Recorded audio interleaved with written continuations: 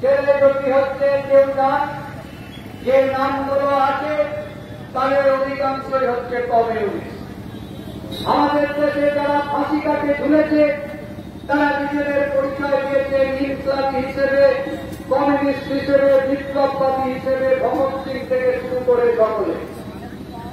সুতরাং গান্ধীজির দর্শনের সঙ্গে আমরা একমত নই, কিন্তু আমরা আমাদের দেশে যে স্বাধীনতা পেয়েছি, আমাদের দেশে যে স্বাধীনতা সংগ্রাম হয়েছে, সেই সংগ্রামের মুখ্য প্রধান নেতা ছিলেন মোহনদাস করমচাঁদ গান্ধী।